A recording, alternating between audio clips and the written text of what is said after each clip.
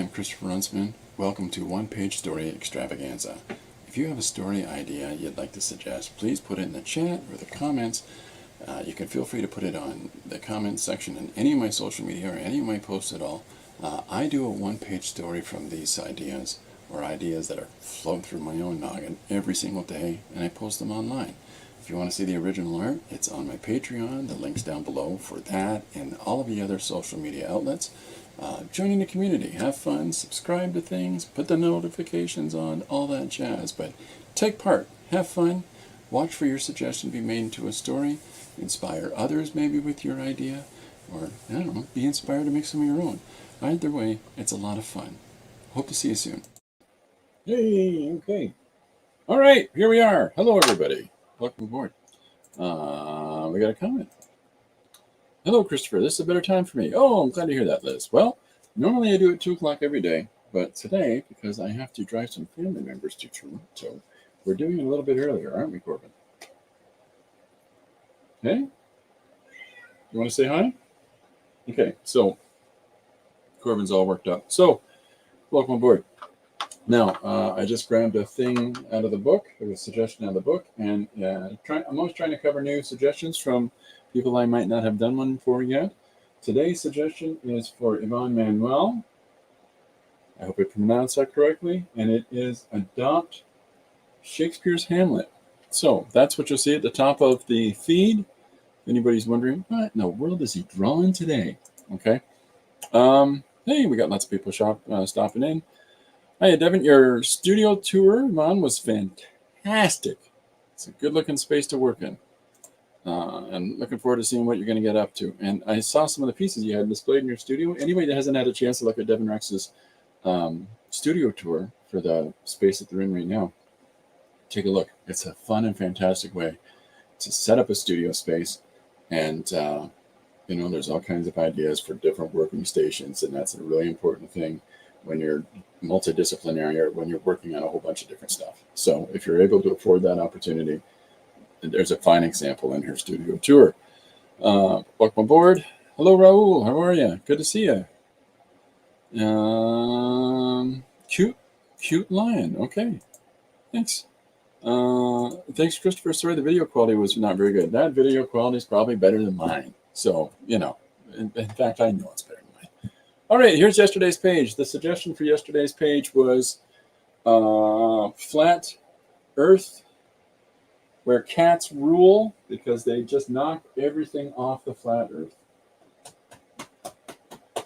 I'm beating up Corbin as I'm saying this. So, mixed media takes up a lot of space. Sure does. It can. You just got to be really functional. Some people can't be really, when I say functional, I'm talking about you. This is something that Devin already knows. You just have to have some system of organization that works for yourself. Now, some people need everything out in the open. Oh, I'll use some of that. Oh, I'll use some of this. And other people can compartmentalize it. And you'll see a subjective change through the course of their work. Not every piece is the same because they go, oh, yeah, because they're pulling things out of drawers. In either way, it's a fun process. It's whatever works best for the individual. But it does take a lot of space. It can, for sure. Excellent. Liz is going to check that out later on. Need to work out the Wi-Fi situation. For some reason, spaces above garages have tricky Wi-Fi. You're not alone in that. Dee Dee does. I know 2 other people that have it. But either way, I'm glad you got some space set up for yourself. Okay, so today's page, the flat earth, the cats rule the flat earth because they keep knocking things off the side. I thought I'd do a little switch up on the variation of that.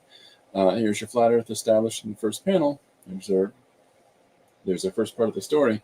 And then we've got our characters, Rodrigo and Margot. Where do the names come from? I don't know. So, hold me, Margot. It's a fun turn on convention where you'd think it'd be the female character going, oh, hold me, Bob, right?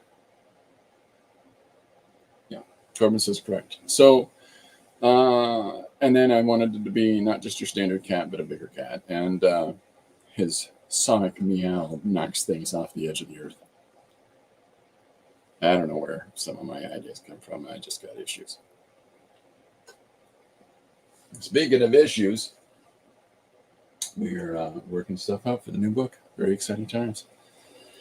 Devin says I might need to get a booster. Also, the upload speed was poorer than expected. Shock. Love the monochromatic teal blue. It was so the piece was done on a piece of that paper that I've shown people that you can get blocks of this, all these different colors from Walmart. And so let's see. If you want to see the originals, they're on my Patreon. But basically, the gist of it is that the whole thing has this pattern right here. So when, it's like a tie-dye type thing. But, and then you just, work an image on top of it. So that. So that's what I did on a couple pages of those. But yeah, the teal color is really saucy, which has still got me hung up on that value, by the way. So let's switch over to our cameras. Yeah, I in yesterday's video, I showed what the product is. And if you're interested in checking that out, I recommend it. There's a whole rainbow of colors. It may well be a good surface to print things on top of, or to work with, or to cut out and implement into other things. All kinds of different ideas, right? Corbin is being a cutesy beside me this whole time. And, it makes it hard to work when you got this cutie patootie right here beside you. He thinks I'm talking to him as well. So, okay, let's switch cameras. Let's get the overhead going. I got a couple of random tools here. The suggestion today being, one more time, from Yvonne Manuel, and it is Adapt Shakespeare's Hamlet. So let me switch this out for one more sec, just so I can turn on camera and not flash out light, so I can do that and not flash out my camera. Okay, so let's get crack-a-lackin'. Anybody that knows Hamlet? Do you know Hamlet? Anybody that knows Hamlet personally? There's certain aspects and scenes and scenarios, but I've got a couple ways I can do this. I can either draw specifically on a white piece of paper, or I had considered drawing on these card-sized, well, they are cards, but these pre-printed things. The problem with this is that it's, I would change the tonal palette, because the whole idea of Hamlet, there has to be some sullenness and some sadness, and green and yellow and magenta don't necessarily put across sad values. So I'll have to make some more of those to start implementing them like that. Love the cute green pencil. Oh, okay. Devin says the Braille cards would be cool. Let's just do that then. We'll switch up as we go. So we've got, this is me reminding myself to buy some acrylic paint. Let's see, we got base 8. Let's work from the base 8. Jealousy. And rage. And let's do a few that are just that jumble of confused emotions that this kid has. All right, so let's get started. What shall we? So we'll start with one of these. So the idea is, with those key scenes in Hamlet, I mean, we can break it down. Excuse me, Corbin. I'm just looking for a new piece of paper. Yeah, the color erase pencils, when they get too short for me, I put them in these pen holders or pencil holders, and that way I get more life out of them. I work pencils right down until they can't be sharpened anymore, because of two reasons. One, I'm a cheapskate. And two, why not? Right? So, okay, so what do we got? We got Hamlet. Oh, woe is me. Oh, my daddy. Right? And then we've got the ghost. And then we've got mother, mom, and unc. Now dad. And then we've got, Polonius and son. What's that? Laertes? I think it's Laertes. Polonius and Laertes. And we'll put down Simon to confirm that. And then we've got Ophelia. You're breaking my heart. And then let me think about this. Key characters, right? Eight panels is what I've got. 5, 6 is Death of Ophelia. Yeah, this works. Death of Ophelia, which cites off everything else. And it is Hamlet versus Laertes. I'm pretty sure it's Laertes. I'll have to look it up. If anybody knows, let me know. And I haven't read Hamlet in about, 15 years, 20 years. And then everybody dies. Just a great way to end any story. Everyone's dead. We're not going to show everybody to the. Here's the expression of the day, folks. To the nub. Love it. Let's get a star. There we are. I can't remember all the details of Hamlet. This is a great review.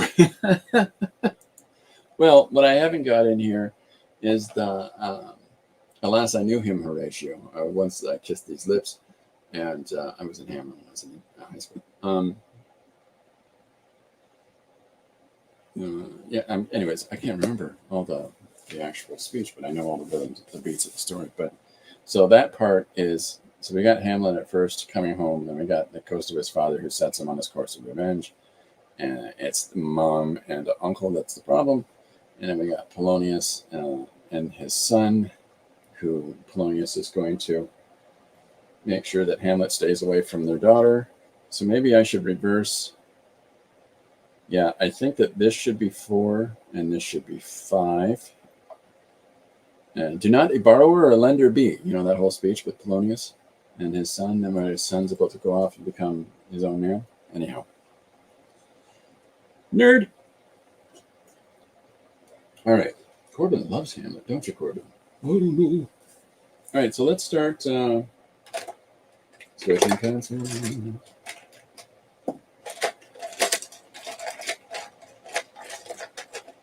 That's another green one. Wow, I got issues. There you are. See what I mean? I'll take the pencil out of the holder, sharpen it even smaller, and then put it back in the holder. So I'll draw in a white pencil crayon on this page, or on these little braid cards. Okay, and then there's a couple things we can do with these. We can lay them out on a grid, scan them, and then convert them to a, what are you looking at? Weird. And then we can convert them to a zine format, or we can have them in our standard one-page story format. But fun in the sun, huh? Okay, so our first act is going to be Hamlet. So let's get working with that. I had intentions to do blue ballpoint pen and with some green Indian ink. It's an acrylic. I think it is, isn't it? No, it's just standard. Well, all right. And then to incorporate some of those elements, but this is fun too. So you got to try different things every day, folks. That's part of what makes it so sassy. So I've got some random little faces as usual over here kicking around. So we'll just start scrambling from those and put together something. So the drawing in white is just looking at things as form. Stop thinking about things as line. Allow yourself just to assess things from the vantage point of form. And by doing so, and let's do stuff like that. I was just looking at Hamlet quotes. I realized that I recognized a lot of them. Yeah, there's so many great lines in Hamlet. There really are. These lips I've kissed I know not how many times. He's holding up a skull when he says that. So maybe we can implement the skull in this image. Maybe not, because that precedes the ghost part, I think. No. I think the ghost part precedes it because he's, oh, do I do? Do I do it? Don't I do it? Do I get revenge? So, the kid's a wishy-washy, you know? Hey, Corbin, he's wishy-washy. All right, so I want to get that downturn in your brow so that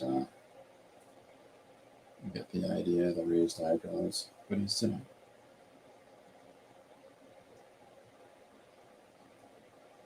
so that we can have him looking sad. Corbin's helping me by licking my arm while I'm trying to draw. Helpful. That's not helpful.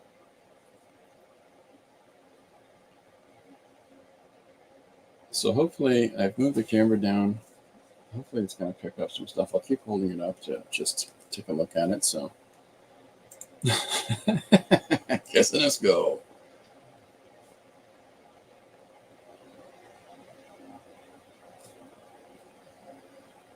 One of the actors that I really like, and I've liked for a long time, is Sir Derek Jacobi. And he plays, I think he plays, he did Hamlet once. But he plays in so many great things. Right now, if you're watching Good Omens, he plays the Metatron, sorry. And such a great British actor. He's also on a show with Sir Derek Jacobi. He's on a show with Sir Ian McKellen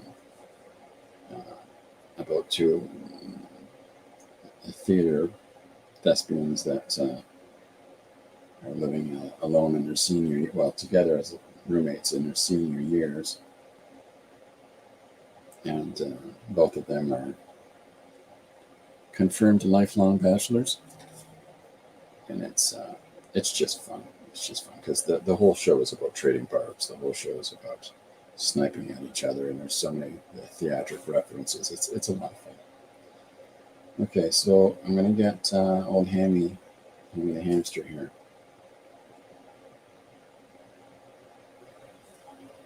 I have to wonder if "Don't Be a Ham" comes from Hamlet. I have to wonder if that's the case.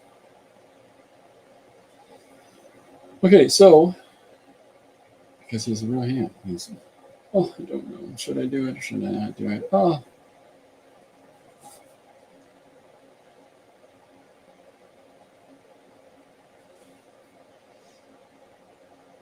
I'm trying to think if it was Sir Derek Jacobi that did Polonius in the Kenneth Branagh version of Hamlet. But whoever it was, it's absolutely my favorite. It's my favorite rendition of it. You know what? I completely blew it, Devin. That would have been an awesome idea to start that way. Hamlet as a hamster. You should do that you should do that. Devin, do that.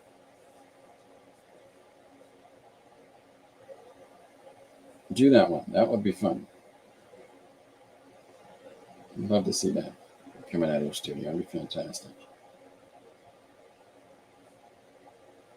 I'm doing a weepy face McGee over here. You know what I could do? We could do a turn, right? Where, oh, you think you know Hamlet in our first panel. Yeah, let's do this. That's fun. That's a lot of fun. You're so fun. That's good. Let's do that.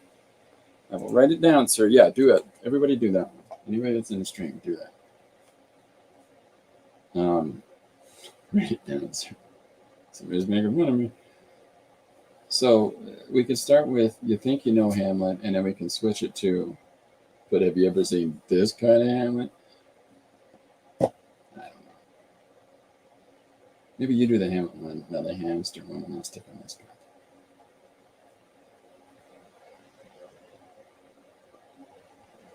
I haven't decided on a time period either. Maybe I'll set this in space. I don't know. To cheese? Okay, no, you're doing it. That is so good. To cheese or not to cheese? That is the question. And what's a great idea about doing Hamlet as a hamster is that because hamsters do this little thing with their hands, he's always doing it. There's so many characters that have so much anxiety in that play that's perfect because everybody's doing their business with the hands. Love it. Love it. Yeah. That's the fun thing about these one-page things, is that anybody can do anything. There's no such thing as holding license to these ideas. It's if somebody has a fun suggestion of something and if anybody sees it and wants to try it, they should do it, because it's not going to be the same as whatever I'm doing. It's not going to be the same as whatever you're doing. And because there's that, uniqueness to whatever your artistic approach is, your storytelling approach is, it's automatically going to be substantially different. So yeah, somebody do that. That'd be a lot of fun, a hamster. Okay, so I'm gonna do, let's do a skull with Mopey Magoo here. I just have him holding the skull because that's the expected. So what do I put him in? Do I put him in a spacesuit? Let's put him in a different scenario that he's ever been taking place in.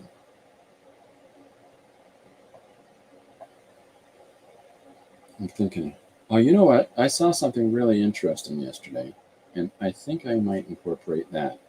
So let's, if you look at the Cyprus culture, right? And we think that there's been habitation on the island of Cyprus for going back to at least 10,000 BC from archaeological digs. And so some of those early culture worship systems had some of the most fantastic statues. It's where you see the statues where the ladies have the large rings on the side of their face that are these incredibly ornate, and we're not sure if it's hair or if it's some sort of whatnot that they've put on, but they've got all kinds of bedazzling jewelry, here.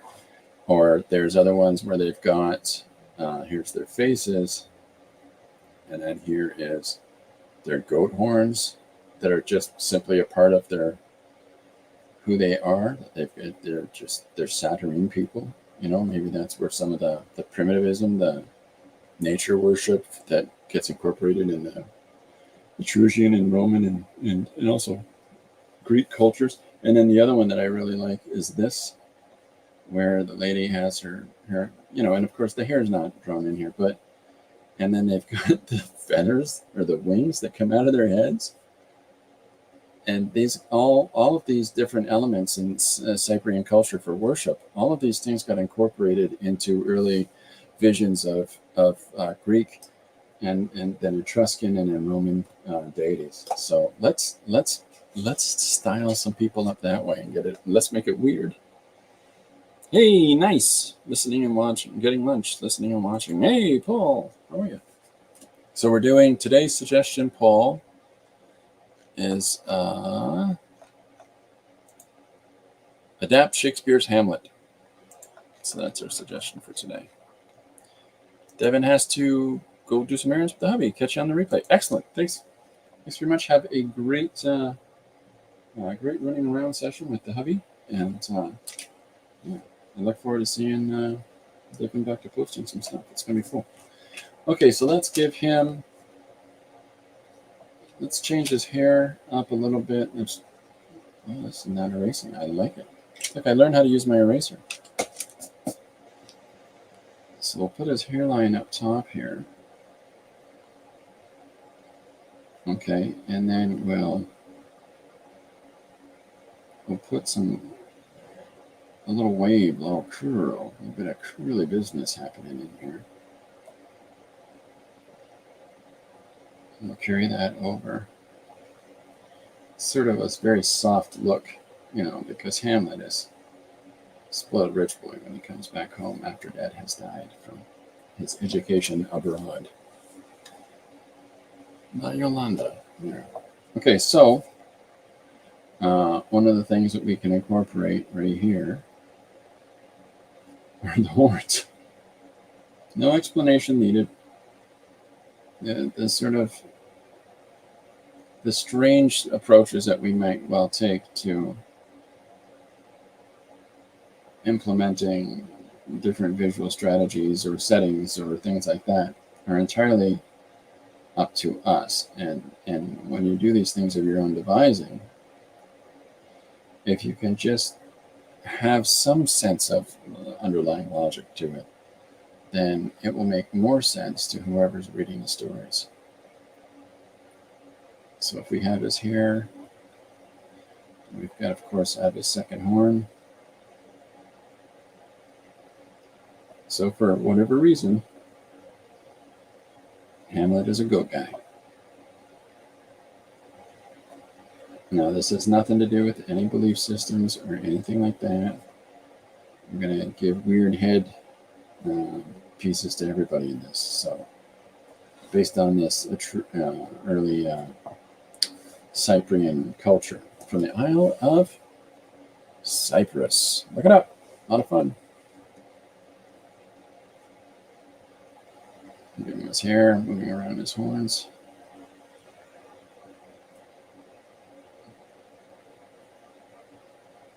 Put his outfit on. So if anybody has any thoughts or ideas or suggestions they want to throw out, you're always welcome to do so. If anybody wants to tell anyone what they're working on, I'm going to do the stream today for the standard amount of time I generally do, 1.5 hours, 2 hours.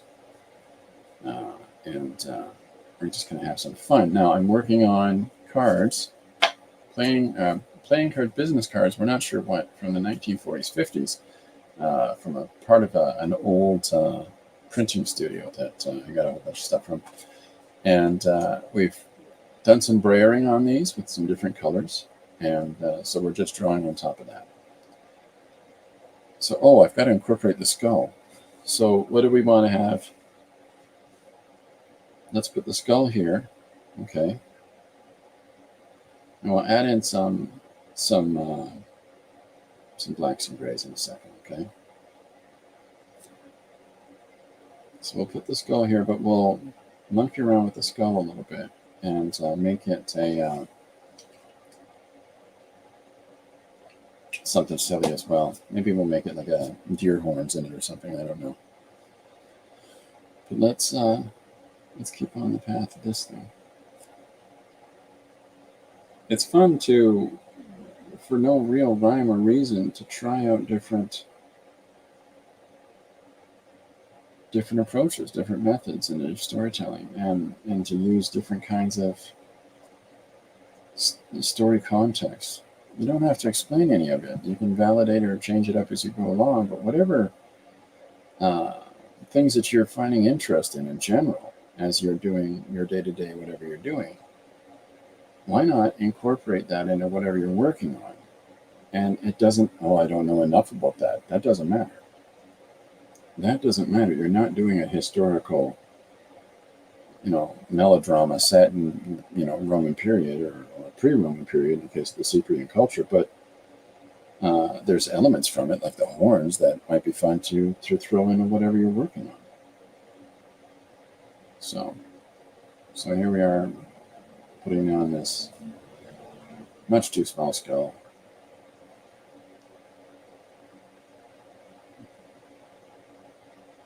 So we'll give him some reindeer antlers protruding from the top of the skull.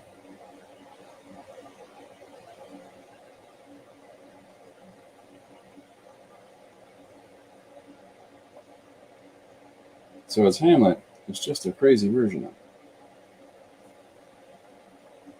So all I'm using right now for the drawing part is a white pencil that is having a hard time getting some tooth in certain places because the card itself has a smooth sheen finish, and so you can't draw on the card itself unless you're using like a pen. Like I've got a bunch of these other things I'm doing for a separate piece, where I'm drawing. I'll show you some. Where I'm doing these shots like this, and this is a ballpoint pen, red ballpoint pen, and a little red watercolor wash. So you can use other tools on it, but it's not a big fan of pencil. So So we'll put these down. We'll beef this up in a few seconds. We're going to do that anyhow because we want to pull the blacks out. So Paul says, my detective has a hat with horns that he breaks out on wild weekends sometimes. Excellent. It's excellent. I like that. And we'll put him in some crazy 1970s Battlestar Galactica-esque. An outfit that Lauren Green would wear when he was on the show Space Moments. I mean, Battlestar Galactica.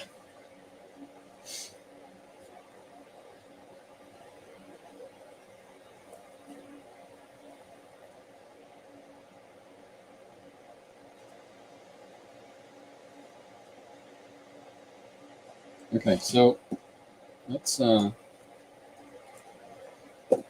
you got this blue pen handy. We'll use this.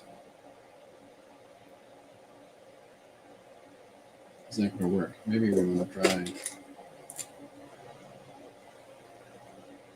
Oh, that works much better, much easier. Denosuke pen.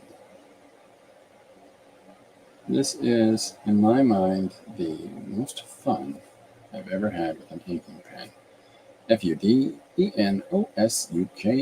There's two versions that come in a single set where you get black and which is a hard tip, and a blue, which is a soft tip, but they have a brush-like tip, and they're amazing for variation in your line and the control within. And if you're inking stuff, or if you're drawing an ink or whatever it is, and you want to have the ability to try some different things, these might be the pens that let you do it.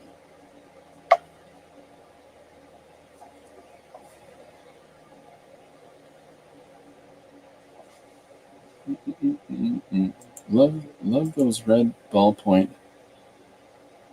Love those red ballpoint pen drawings. Did you see those yesterday when I showed them, Paul? Because I can show you a lot of them again if you like. They are amazing pens. They sure are, Liz. Yeah, Liz, if you're drawing with those, I wouldn't mind seeing what you're doing.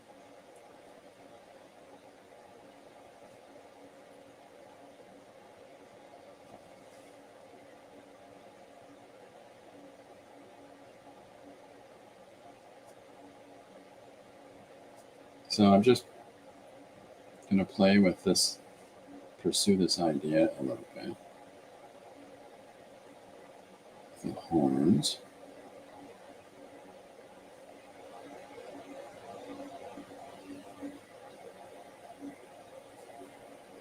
So today I took the old Vansky in because we have to drive to Tirana, to the airport, and it's Toronto, because the family that's been visiting from the Netherlands, Friesland, are heading home today.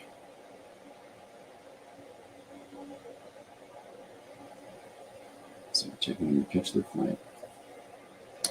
They're amazing company. So if anybody's working on stuff that they want to tell others about, if anybody's got any streams or anything coming up soon that they want to encourage others to come and attend, please let us know in the chat.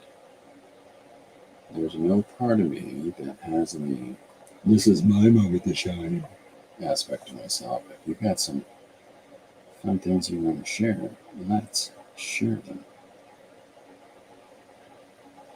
So here's our Mopey Magoo.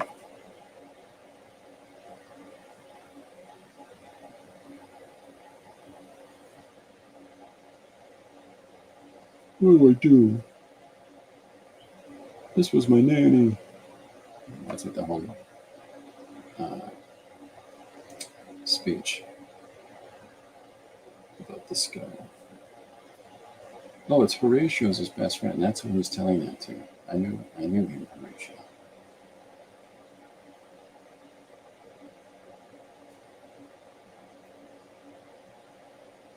Memory, huh? Tricky thing, memory.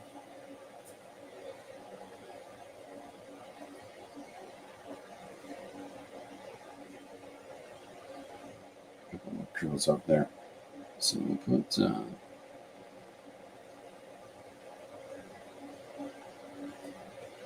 accents on some of these shapes. And we'll punch in some white accents in a second. Unless there's another color people want me to use today.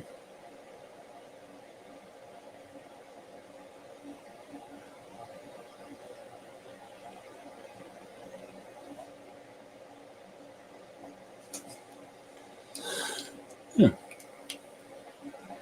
If you haven't tried those Fidenza kit pens, you should.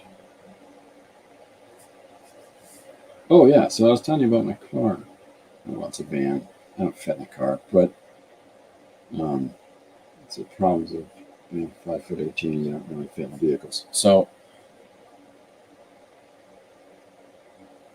we took it in to our mechanic, who did a road check for it and made sure everything was all topped up in ship shape and ready to rock. And I cannot sing the praises of our mechanic enough. They are fantastic. So if you're in the London region, go to Woodfield Automotive. This is not a sponsored or paid. There's certain places nearby that I just, I can't get over it. The service and the people there. And another one for me is the Craft Hive in St. Thomas. I really like going there to get our supplies. It's just tricky to do so because I don't live in the city of St. Thomas. And we're there enough for my wife's family. So we're just putting in some of these details of the skull.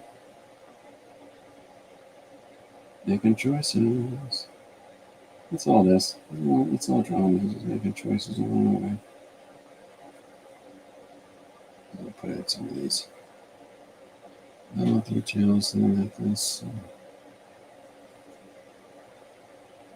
But the color base that we already had sort of does all kinds of interesting things through the space, through the drawing. Looking forward to staying home and drawing this weekend. Excellent. Have fun, Paul. Yeah, that's excellent, Paul. I'm glad to hear that you got a chance to do that.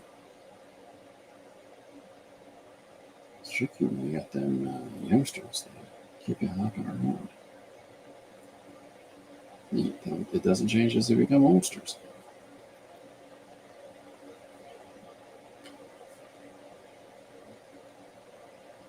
Which reminds me, I have a message I want to answer from the son.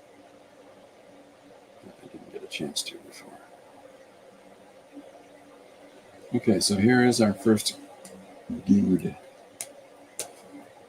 The dude.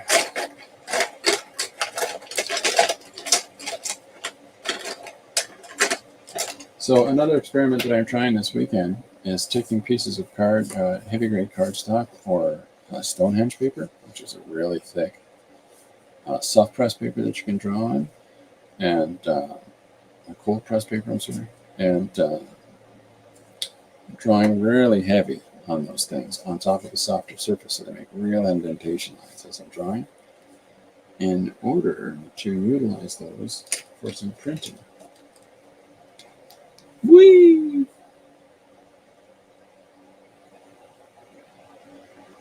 So that's way too right.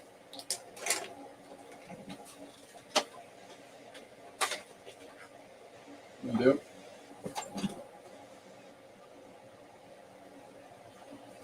I know you. Anything in there?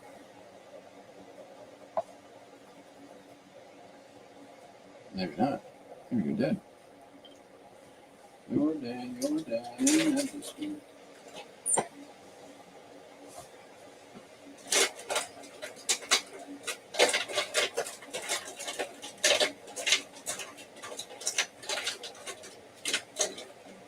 Let's see how much ink you got. No matter how prepared you think you are.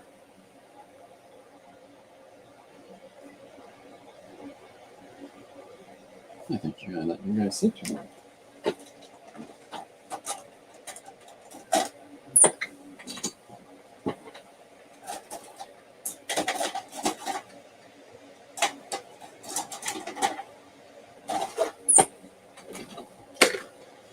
Out of control of the art supplies.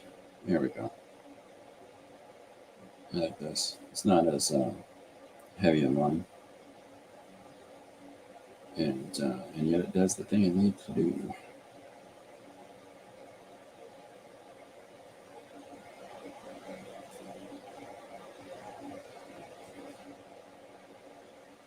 Does anybody have a favorite Shakespeare play? Christopher inspires me throughout the week. Oh, that's nice of you, Paul. Most gel pens don't like acrylic paint. Yeah, that's true. But I go through pens so quick that I couldn't even see the fact that the white ink had run out of that one. So silly Billy.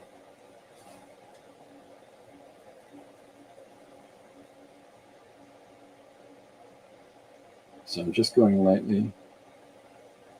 I've already got some pencil crayon down here, so it's sticking.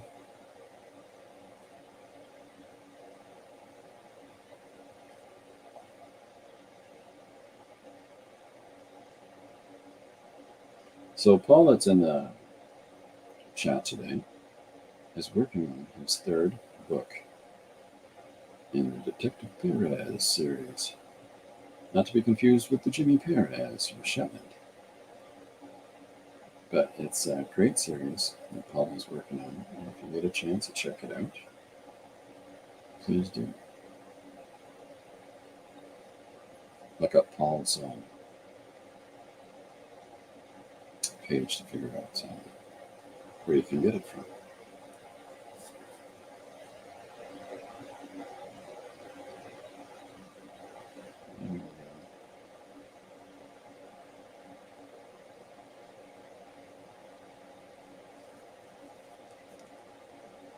Just finding some fun lines to put down.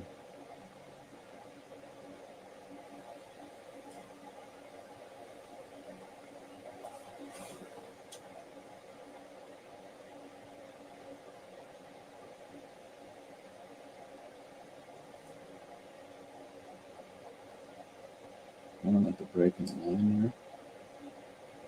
This sort of stuff is fun.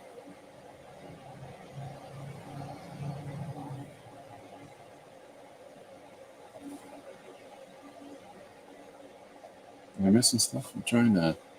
Oh, let's jump past that.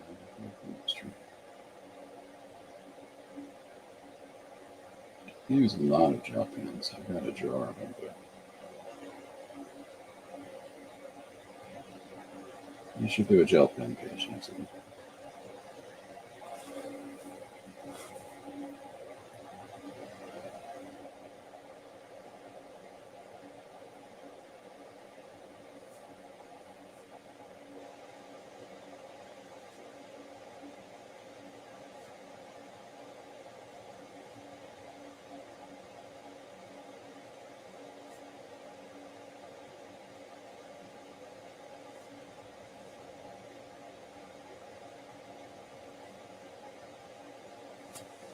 Yeah, and Christopher, do you remember the moonlighting episode based on a Shakespearean play, Taming of the Shrew? No, I don't. But that's, what is that, the 1980s? Moonlighting?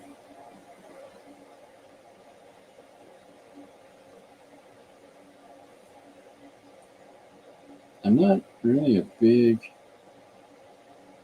Bruce Willis fan. I enjoyed Moonlighting when it was on there. My favorite thing that Bruce Willis has ever done was so long ago.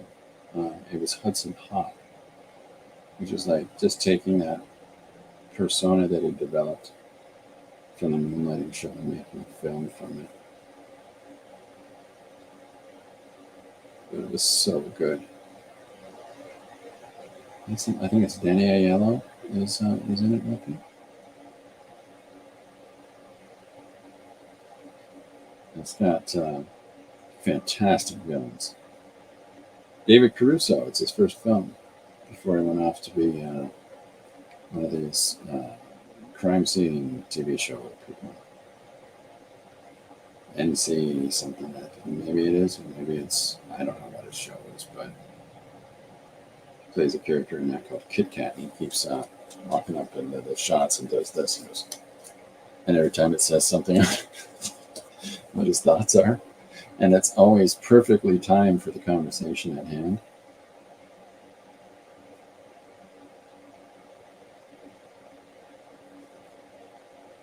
James Coburn's in it.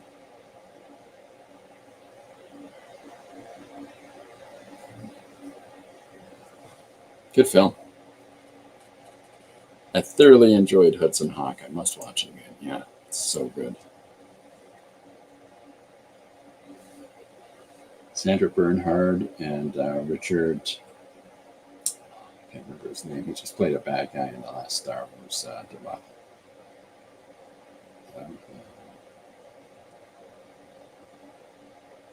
The third of the trilogy. I've actually sealed in packing tape, so you can't open a copy in my house. And I own it. I buy all the Star Wars movies, but that is a pile of junk. Thought I'd save a copy, save people from witnessing at least one of those experiences. All right, so now I'm going to come back to that white postman. Let's put some reflections on the horns, give them a little more character and stand out a little bit from the hair.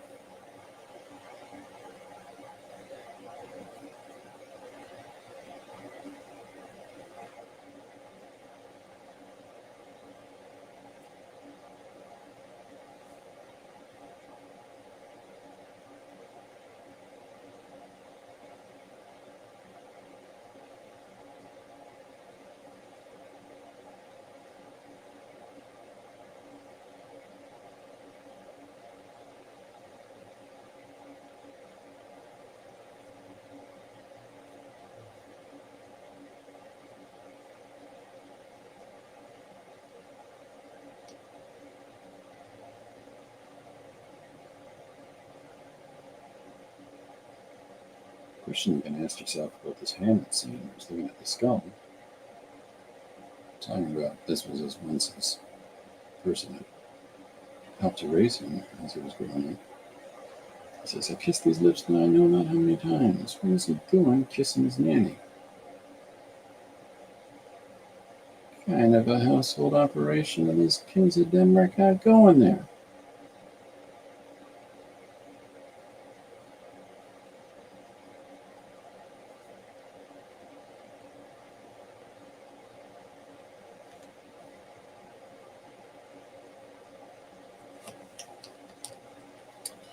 I can't believe how much you remember. Your IMDb. No, it's eidetic memory, that's all.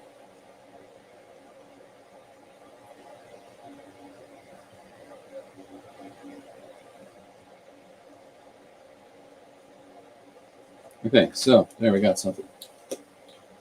So here's our first insert. Now, the challenge with a project like this is that because you're in this limited space, this limited real estate for your images, is it makes it challenging about where is the location of spaces for your text. And so, you know, we have to play with that a little bit.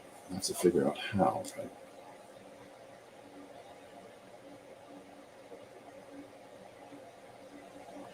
Come on, you can do it. I believe in you.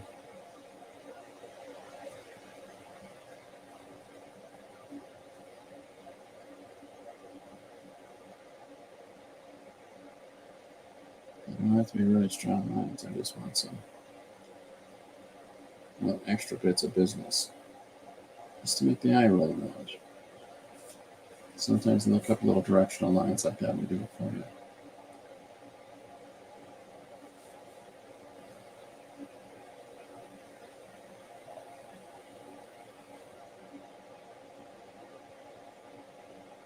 All right, so there's our first panel with Hornhead and well, I guess they're both Hornheads, but okay. So go Hamlet check.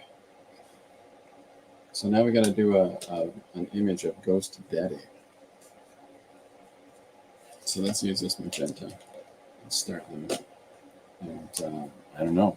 Again, there's a million different things that we can do with this. But why don't you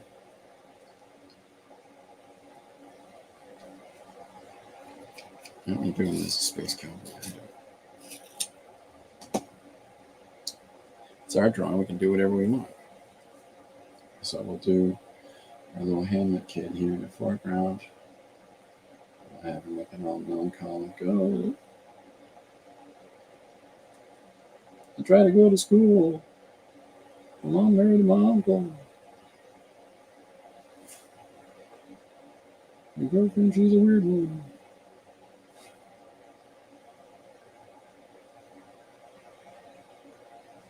That's the tragedy of Ophelia, is what they should have called that, not Hamlet. They should have called it the tragedy of Ophelia.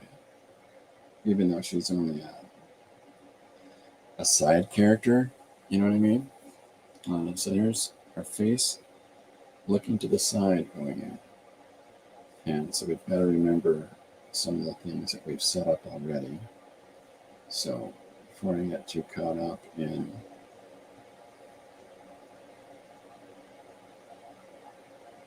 finishing the structure of his face,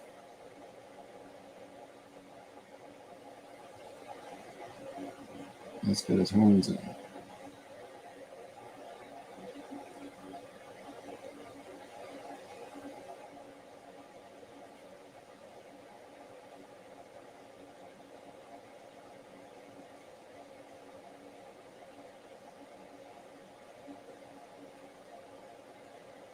Okay. So there's our horn set. Right there. Okay. Get some. I guess this hair pushes back, doesn't it? Okay. So it's not really faint, I realize. Well, we'll beef it up in 2 secs.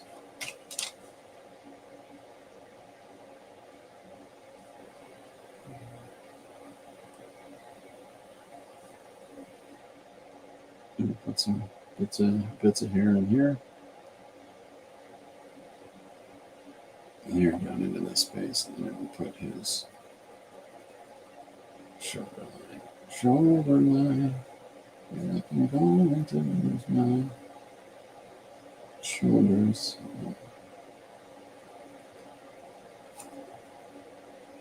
So here's our guy. Here's his. He's sitting here looking forlorn off into the distance. And we're going to draw his ghost dad. Moonlight is coming to Hulu in a couple of weeks. I don't know what Hulu is. Do I have Hulu? Corbin, do we have Hulu? He's no help.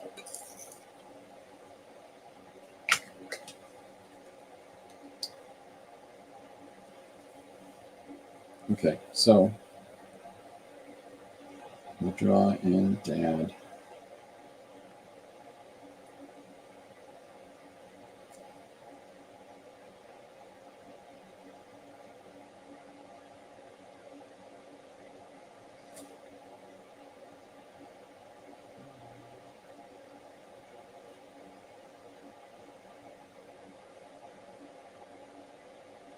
So I'm leaving his eyes as hollows. I'll hold this up.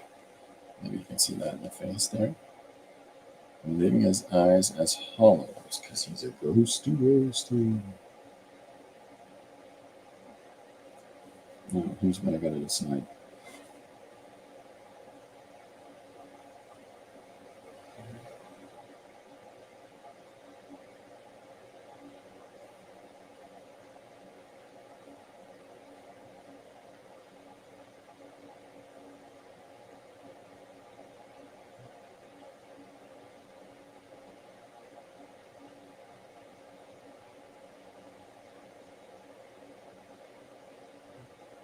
You think about this. Yeah, look at that. And have his big old goat horns moving backwards, and he's going to have holes in his hat to accommodate them.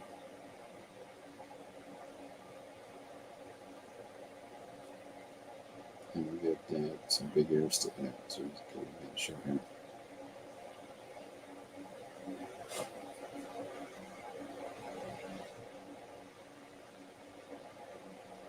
put a suit on him. Hulu is like Netflix, but with fewer letters. Oh, there you go. Yeah, it's cheaper. Oh, okay. Does Hulu have a lot of international things? Because I tend to like a lot of international projects as opposed to North American ones.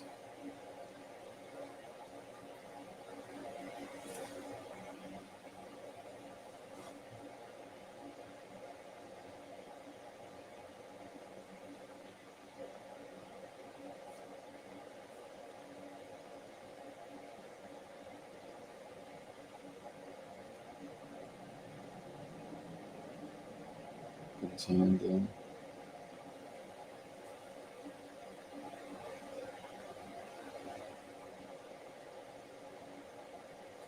So the shape of the hand in my mind is this.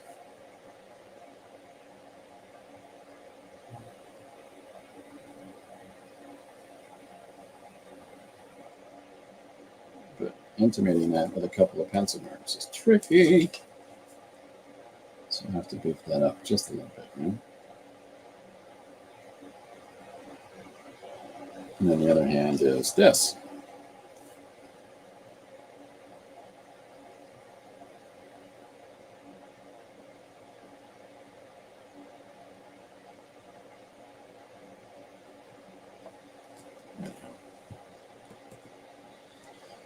So we'll figure that out. But we got to figure out a way to make them ethereal and to be different from Hamlet when they're both, a white on surface illustration. So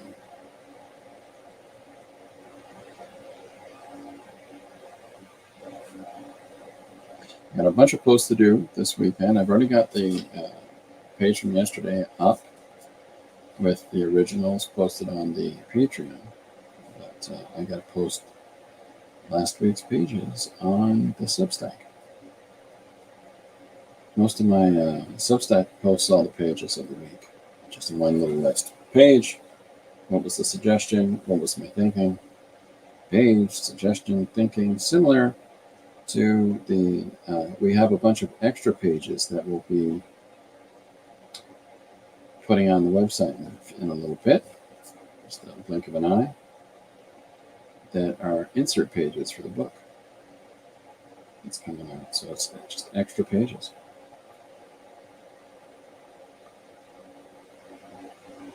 You're going to sell them as prints or sell them as inserts. Sell inserts for those that buy the book. So this takes place up on the ramparts of the castle, this conversation.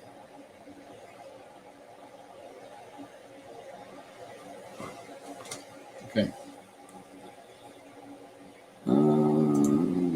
I want to watch The Jerk this weekend. Never saw it, but now I also want to watch Hudson Hawk. When am I going to draw?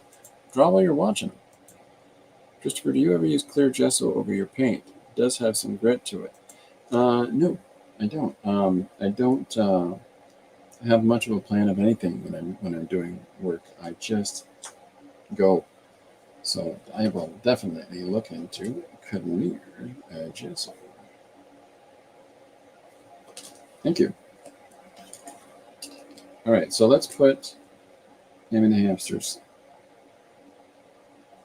Let's put some lines in here to define him more clearly. So when you're illustrating the shapes and the form in one value, try to consider how it works. Correlation with the others as you put them down. So if you're drawing in white, think about some of the factors of when you're putting in the black line in.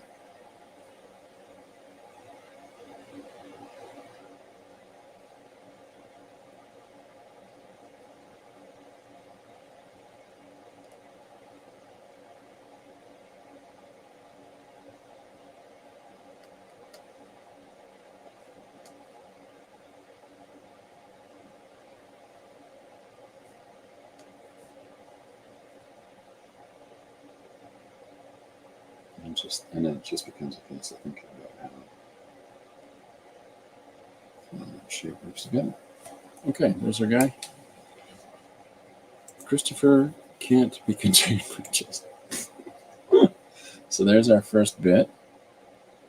And one of the things that we can do, I think, at this point is in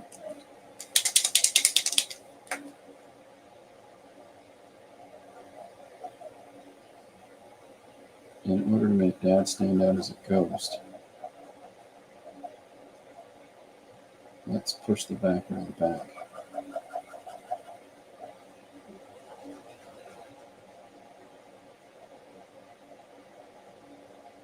Put parapet up here on this side.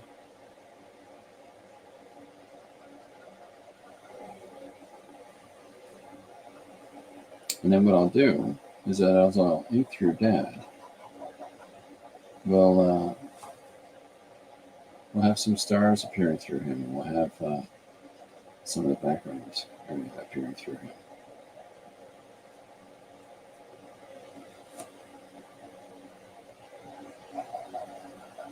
These are inexpensive paint markers that one can get at the Wall of Arts or at Macros or places like that. I'm not sure where I got those, to tell you the truth.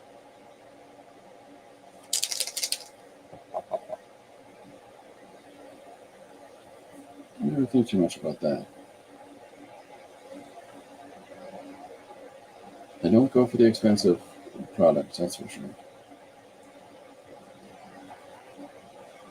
Oh, cheapy Magoo here. Paul says, Christopher, you only hope to contain him? Just will not man into a corner. We got him, sir. How did you hold him down? Clear gesso. I think it's a good tip, though.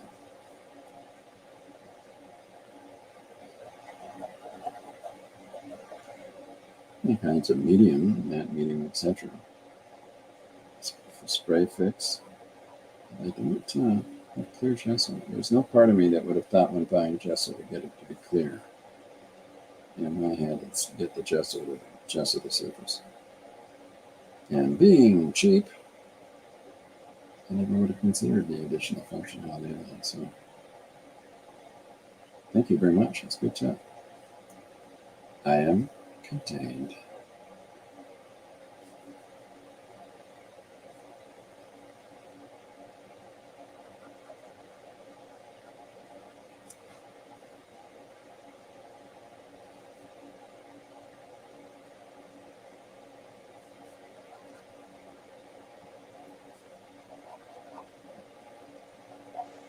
All right, so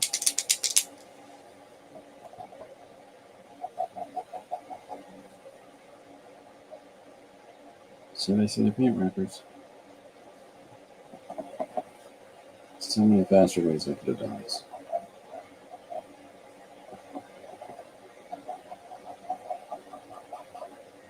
I think the time for this paint marker is running here.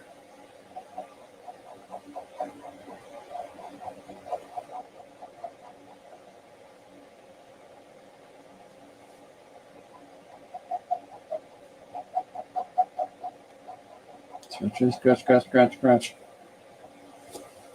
Okay, so here is, so far, the conversation with Dad on the parapet of the castle.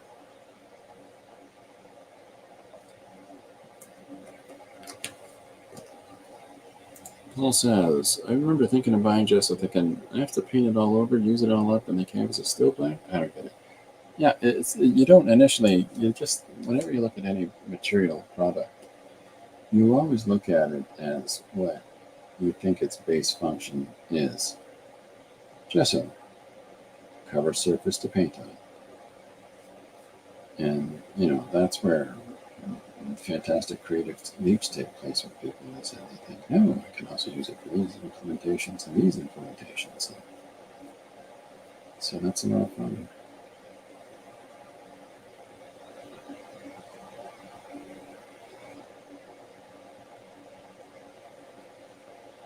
So I'm going to put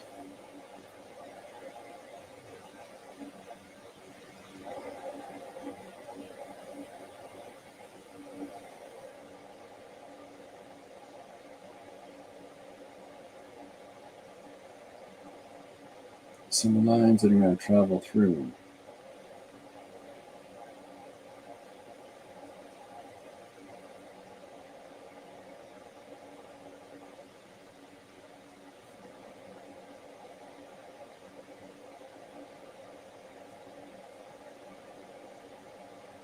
Trying to get a slight circular form going here. We get a lot of black coming through the top. So I think we'll get the 2, not 105, we'll have at least the 2 pounds on today. I'm driving up, I'm already driving back on our trip today, so. And we fixed the lights in our van, we have the lights for not turning on. It's just because it's click them on and off, and click them on and off. And you know, you can click them on at all.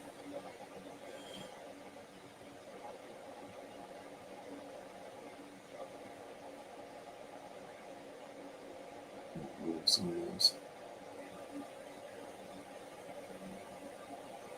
elements peeking through that there. That's sort of sitting there. And then what I'll do is I'll take a toothbrush and I'm going to flick stars over the top part here.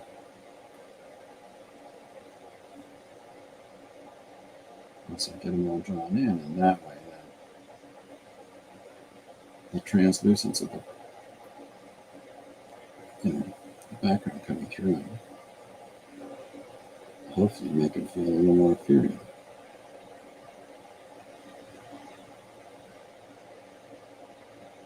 So probably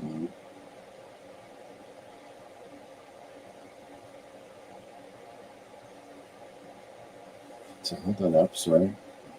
There we go. It's coming together. I can only work in digital, Liz.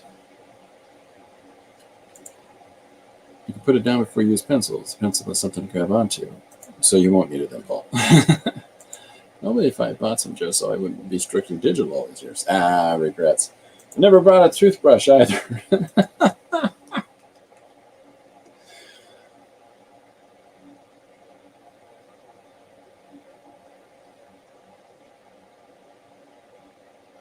Paul Pate, the man who only buys what he needs.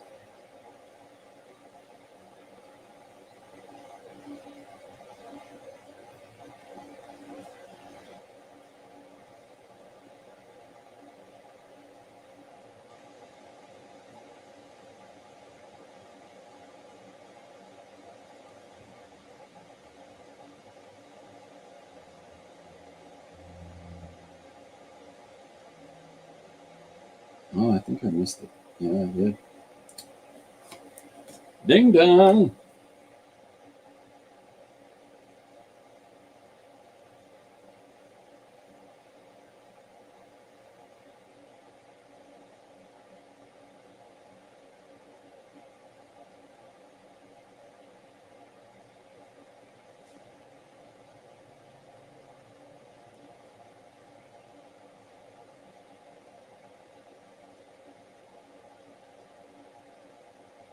Thank everybody for coming out today. You know, it's a different time than I normally do.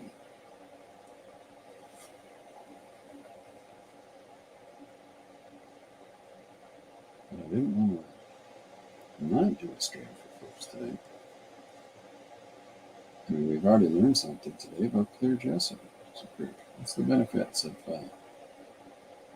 all these crazy artsy types talking online? Is it, oh boy.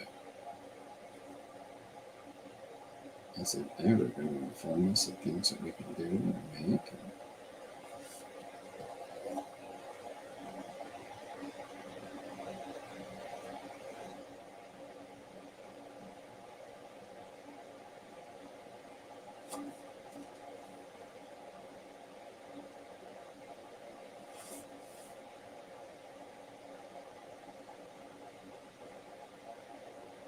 I should just draw in pen. It's probably because I'm trying to go with a waxy pencil.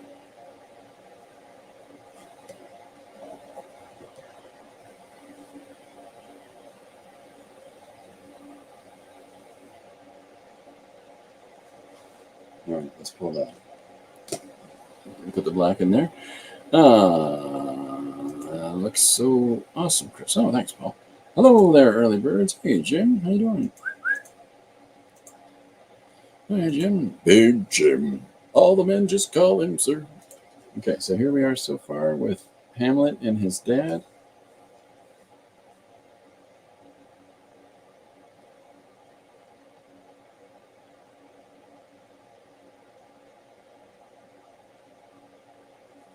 All right, so let's get so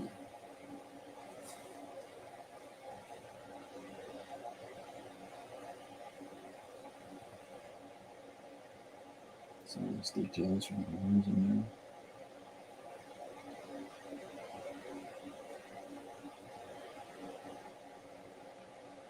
there. Like 5. That's it.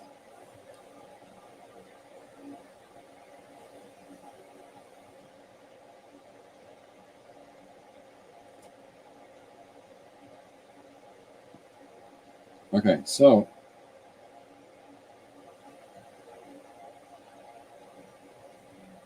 the idea that it feels just kind of like drawing in outlines until I think we put those intimate the stars in there.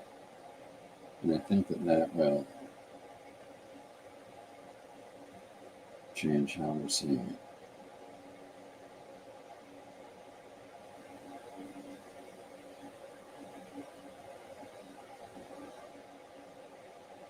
Am I missing stuff?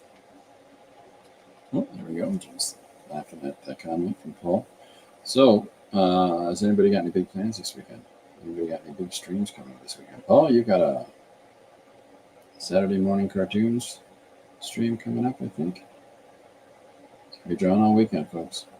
All weekend long. That's a knock.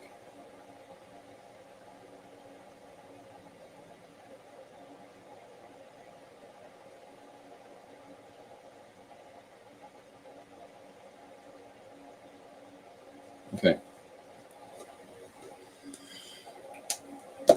So let's pull out some of those whites. Gotta head back to the mine. Lunchtime is over. Thanks for brightening up my lunch. Have a great weekend. You as well, sir. I'm just going to throw it out there. Question of the day. Are you an early bird or a night owl? It's a fun question. Anybody in the stream, feel free to answer that. Jim usually gives us our questions of the day. Early bird or a night owl?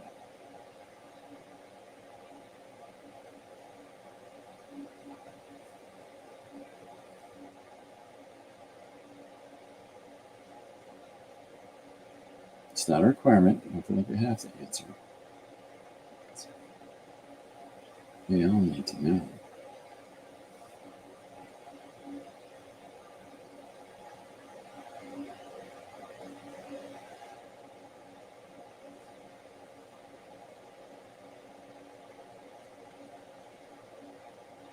All right, I'm going to leave it there for a sec.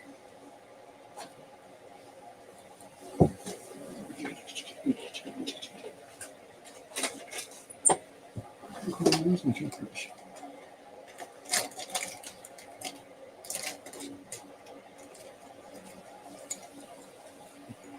Early Bird, the Saturday morning cartoons. There we go.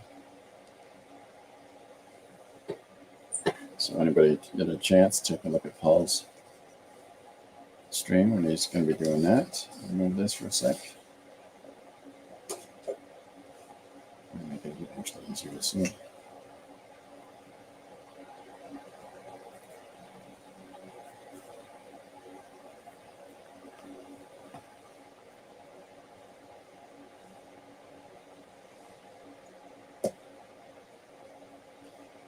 I've got ink on my finger.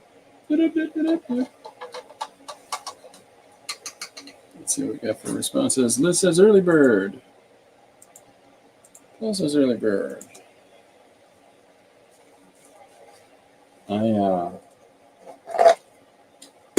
don't know. I sleep 6 hours a night. That makes me both, I guess. Up at 2. Always up by 8. This morning morning. We slept in till 8:10. So that was dramatic.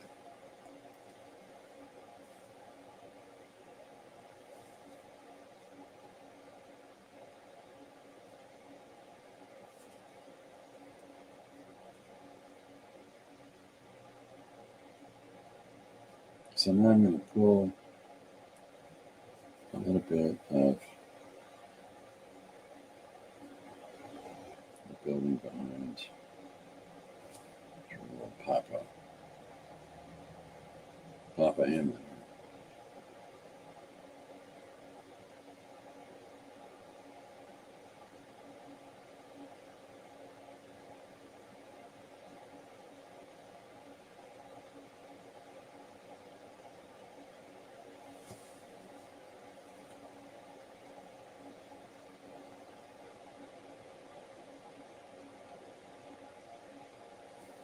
Maybe then when I can seem a little more ghosty. I'm a night owl converted to an early bird. By the way, your art looks amazing. Hey, thanks, Jim. Here's where we are so far on old Papa Hamlet.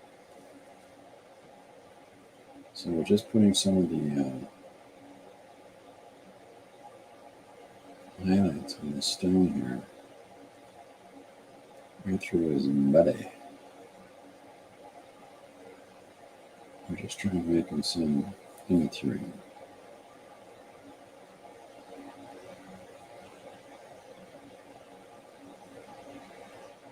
If anybody gets a chance, go check out Liz, who's here, and Jim, who's here. Go check out what they're up to.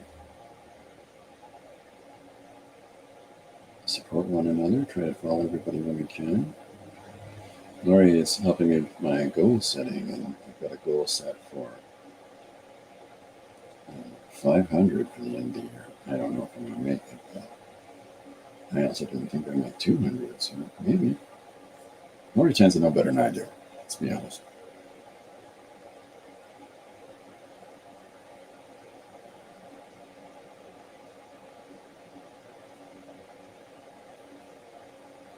All right, let's focus on the sun before I go any further down below. Where are we at? 117. Okay.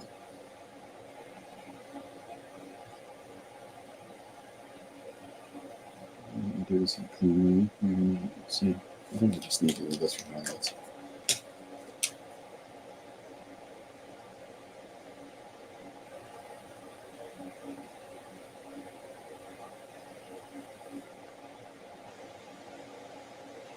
I mean, you've seen the jar of ink that I just used for doing the sky. Why I don't get a brush out and just fill it. Anyways. Point I'm making is I don't make sense to myself. I saw a really funny thing the other day. There's a comedian, and he does really good impressions of Jeff Goldblum. And I was watching him, and I just couldn't stop laughing.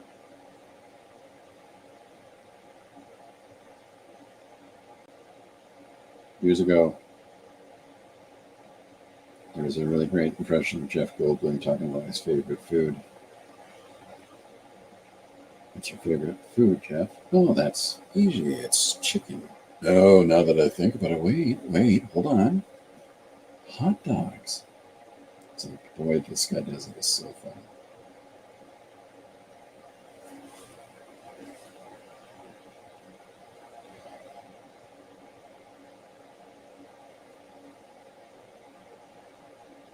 Someone told me the best way to do a Jeff Goldblum impression is to have a burp on deck. It's ridiculous.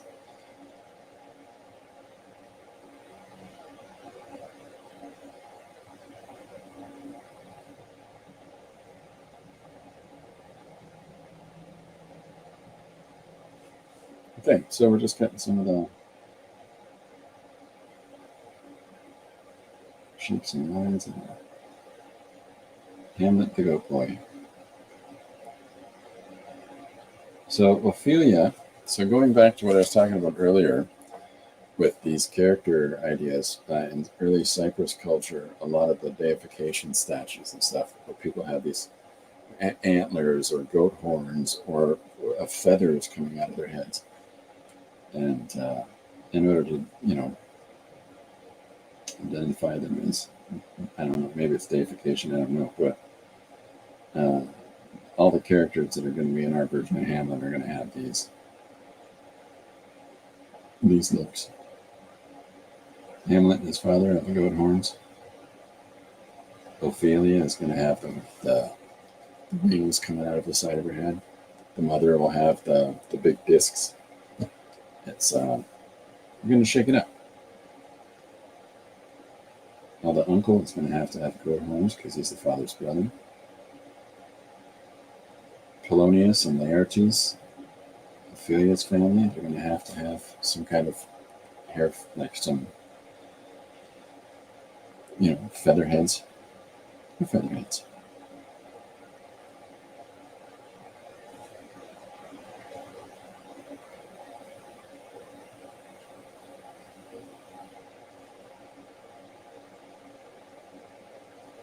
I've yet to watch last night's Aircasters. I was otherwise engaged. I was watching a film here in the studio. Well, I had to play while I was working. But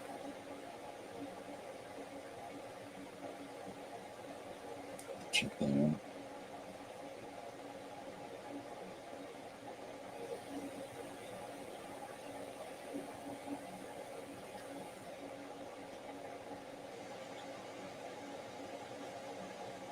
And I've been an exhibiting artist in different galleries for a long time.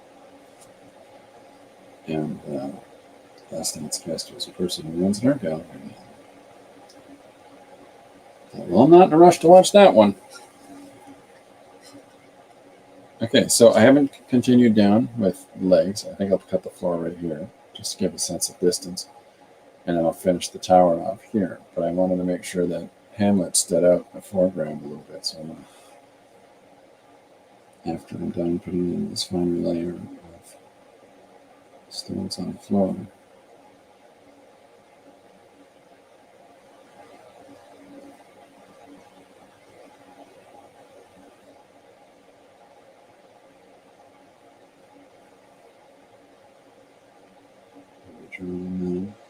this last little bit of detail, and this one's done. So we got 2 panels.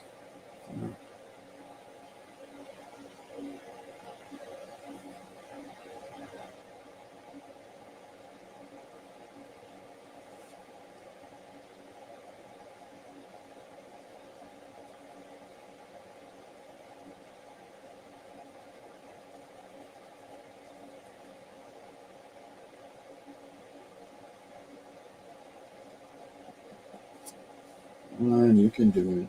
And you can do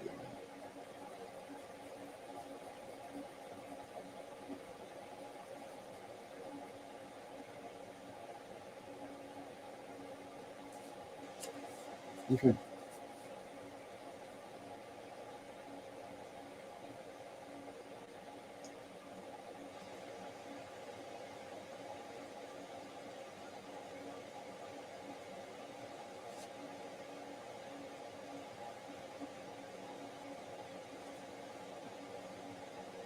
Put some dots, a little bit of dots lips back in.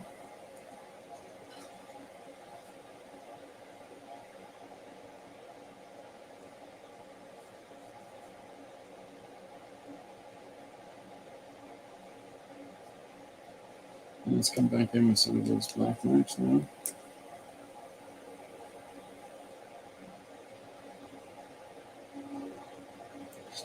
Just to push that back in, but more importantly to separate Hamlet's hair from the background.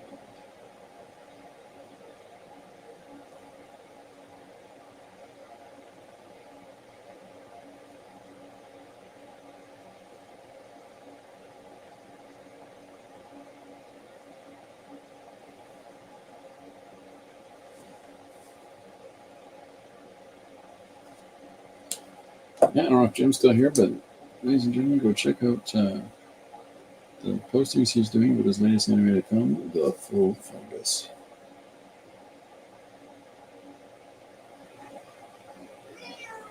What's up, pal? Can't sit on me, I'm working.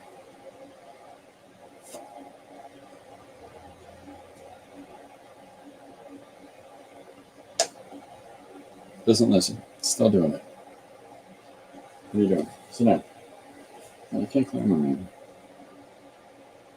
I'm black and I don't have to brush myself.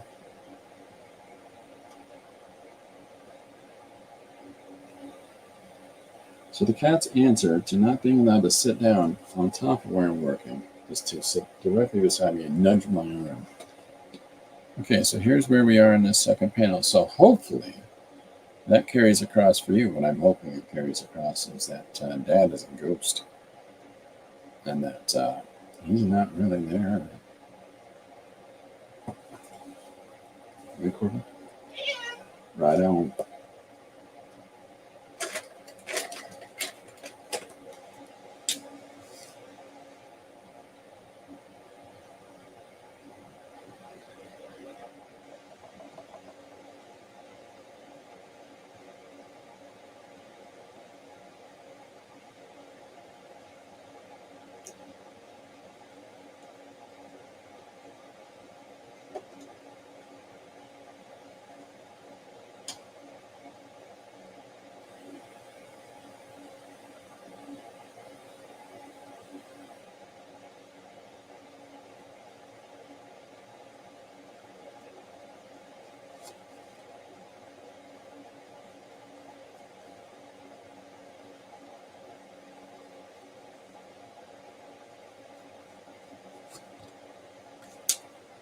Yeah, all right. I'm good with that one. Just gotta finish the last few bricks on the tower and we're on to the next one, which is, I might jump to Ophelia. I don't know. You feel me? Stop looking at my arm.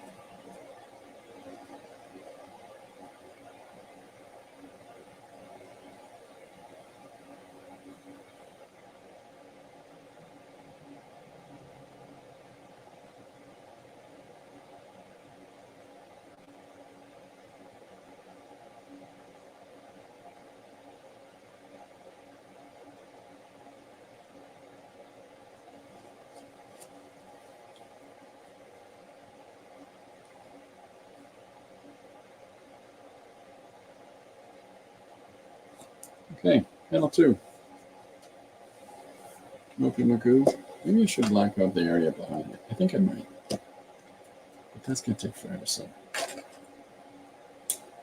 I'll just use this Sharpie. Dead Sharpie. I got so many pins around me that I need to check.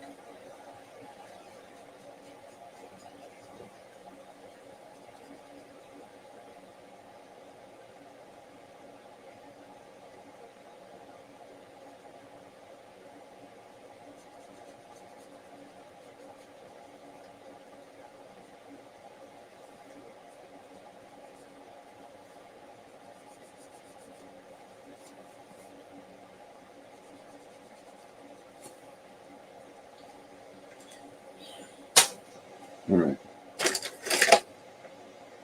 How about shift at Jackson?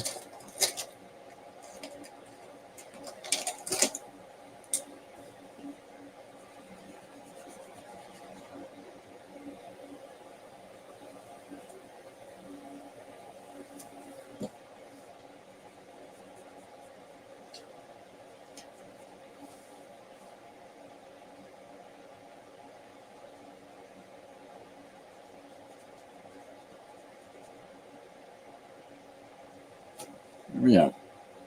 Yeah, that's gonna be a little better. I'll hold these up in a sec.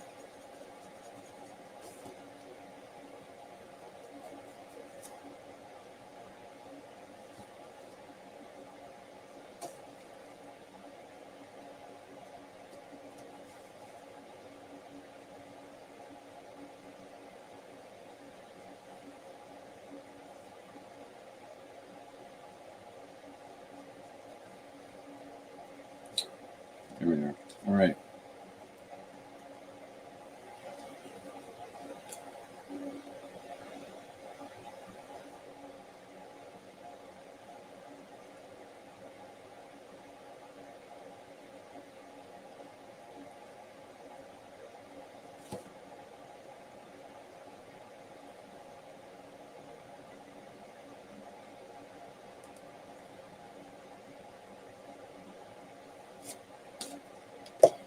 you think, Corbin? All right, so there's our first two panels. I'll hold them up. Where are we at? 1:30. Hey, look at that. So here's our first two. Glare on old Hamlet there. So there's Hamlet and his nanny growing up, or his basically like a butler. And then here he is with his dad saying, "Hey, hey, hey! Somebody done killed me. I'm gonna sort that business out." So hopefully, Dad looks like a ghost. You know, ish. Yeah. All right. So, what's next? Still feel you. Everybody?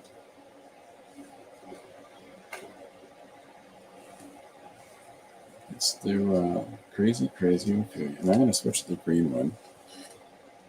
Liz says they look great. Oh, thank you. Okay, so we've got Hamlet, the ghost, Mom and Uncle are the third. I'll do that in a minute. Polonius and Son, or Ophelia's the fourth, and then Polonius and Son the fifth. So that's is this going to work? Nope. Who are you? Where are you from? Here. We're using this guy. My goodness, you think I'd have done this from the start.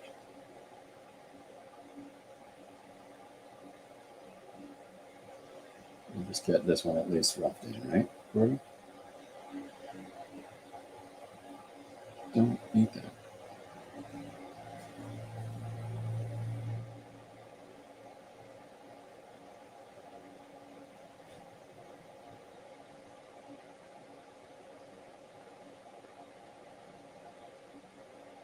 So we're just putting her hair here. So there's the start of her hair coming down. And next we got to put wings coming out of her head. So I believe what I said I'd do. Okay?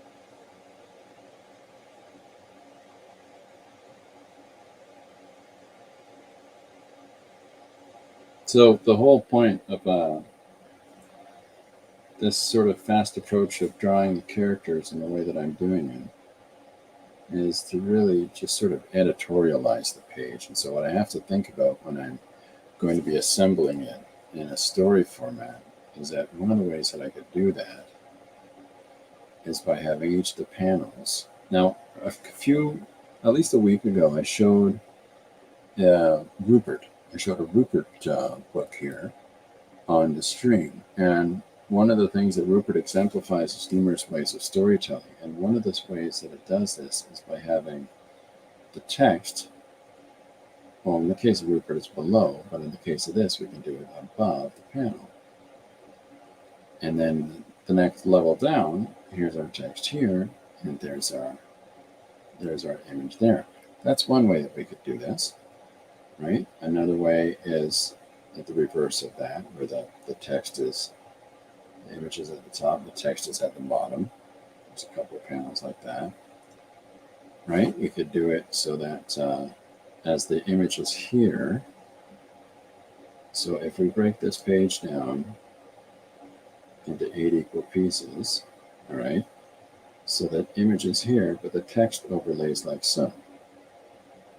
But the point is that the affordance of the space above or below or along and overlapping with the side is that it affords us to have far more narrative than we would ever be able to fit into these small amounts of structure because the image is taking up so much space. So think about working outside the confines if you're able to. Don't try to trap yourself into the static image. Like, just I'm going to go back to something from today. The page I posted today, by having all of the text and the story elements run through the top part of it, when the cat does its crazy sonic meow and rips apart the city, I just left. We've already established that here's the flat Earth with the clouds floating above it. So when we have the image of from the side of the flat Earth and everything spilling over the side of it, and the clouds moving across it like that, that's already identifiably established. But what we're not concerned about is the fact that this cat can push outside of that panel and not have to be defined specifically in a panel. And because we want the focus to be on the cat, it's free floating, makes it different, makes people look at it. But when we put the head up there, it's all about the crazy meow. So allow yourself to think outside the box for whatever your visual elements are. I've already confined myself to being forced to work within this narrative structure because I'm doing it on a card. It's a limited space. Now there's ways and methods that I could butt these cards up against each other. There's things that we could do where we could draw a static image across all of the cards. We'll try a bunch of different things over time. But to start with, because we're just doing flat images on each card, we have to come up with some alternate ways to do our storytelling. So whatever it is that you're working on, think of things like that. Try to allow yourself to not feel confined by an expectation of form. Form is meant to be broken, because how do you have evolution without breaking the old ways? So how do we push sequential storytelling ahead if all people know about it is superhero punch-ups or cartoon pieces for kids? There's some fantastic stuff that I've shown here on the channel, like Mr. Invincible, and I can show that book again at some point in the future for people if they need. Where again, this is another thing, and maybe I'll do that next week. I'll bring out some of these books I've already shown, like Mr. Invincible, the Rupert. Let me think. I'll bring an anime example, maybe check on Concrete, or well, we'll see. And no, you know what? I'll do Dementia 21 because it breaks rules about narrative structure.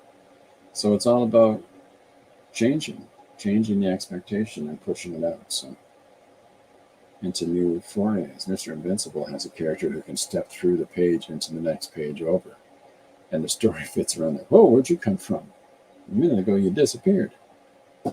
It's because he walked through the page. But in the time pacing of the page, he stepped in the wall and blinked out. Next thing you know, he's walking under the wall 5 minutes later. So the context is different from what we know, and maybe what the characters know from what the narrative tells us, from what they know within the structure of the story itself and how that affects the other characters. So lots that we can do. Okay, so we're getting our Ophelia character in, drawing in her fancy hair as I'm being nudged in the arm by a cat. As long as he doesn't have that sonic meow, you know what I mean? And so we'll think like that. Sorry, Corbin is being a real pest today.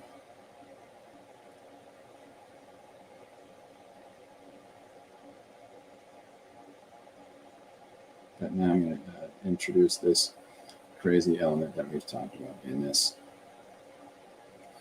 contextual world where everybody has these whatever head forms going on. So Ophelia, that's nice.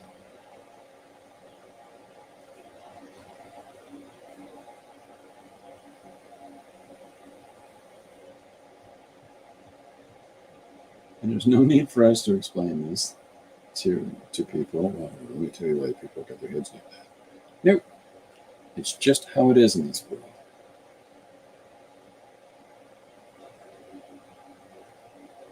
You can make it turn into a whole cultural thing oh, I don't want my child associating with anybody that has wings coming out of their head. There's a whole bunch of different things that could be explored here, but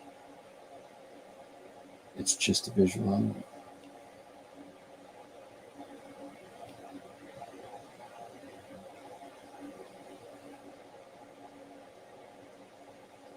So here's her one. And thinking about where it comes out of the side of the other side of her head. Here's the next.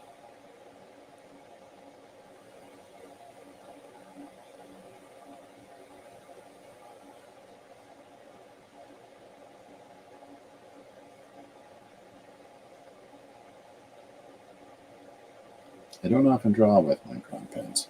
They're kind of fun.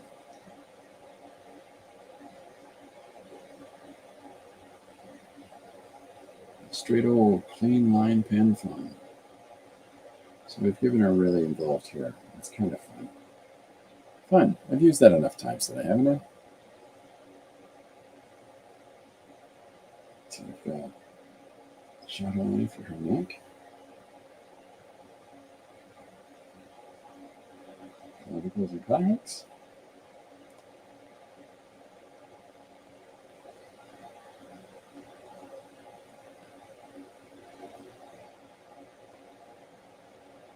Where are we at? 142. I gotta get myself going in a few seconds here, folks. So we'll put her one hand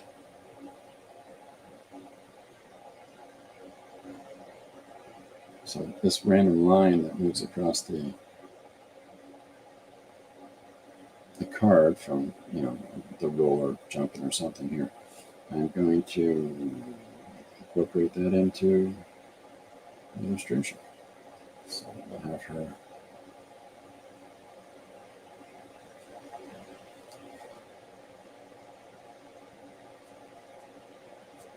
draw that in, right? This is right.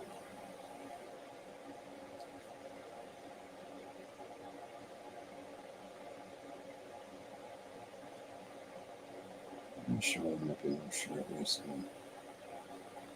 turn that out. Where are we at? Okay, so here's where we are so far with Ophelia. So you can see how this image is coming together now too, and we're just going to follow along and do everybody else. So we've got Hamlet, Ghost, and Unk. We got to do that one. So that's John. That's done. And then 4 is Ophelia. I'm working on that. 5 is Polonius and Laertes. Laertes is the guy that Hamlet has a sword fight at the end of the film because he's trying to, regain his sister's honor. Who is no longer. Her death is the cause of everything spiraling out of control. It's the only thing that spurs any action whatsoever. But Hamlet, as protagonist, never has any instigating action other than as byproduct of some of his childish nonsense. He kills Polonius, and then Ophelia kills herself, and then Laertes goes for revenge, and his uncle backs Laertes to kill Hamlet, to get him out of the way, so there's no challenge to his rule, and it ends up with everybody dead. So, okay, I gotta go. Hope to see you all next week. Yep. So I'll wrap up now. Ladies and gentlemen, thank you for coming out and hanging out. And I know it's a little early today.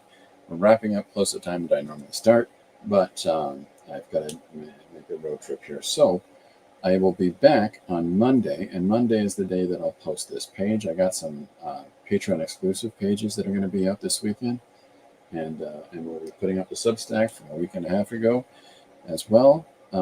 So keep an eye out for those if you're signed up for those 2 things. It's $3 for Patreon. Substack's free. All those links are underneath the video. But if you've got new one-page ideas or story ideas or anything like that, let us know. We'll try anything. If any of the things that you've seen me do here on the stream you find interesting and you might want to give a try, please do. There's no part of me that's like, I did that better. No, that's nonsense. Everybody works in different ways, and so it's fantastically fun to see all the different approaches people take to the same story. Yeah, that's about it for me for right now. And I hope everybody has a great day and a great weekend. And I'll see you Monday at 2 o'clock EST and 11 o'clock PST. Jim says, gotta go. Have a wonderful weekend. So I'll see you on Monday. Bye for now.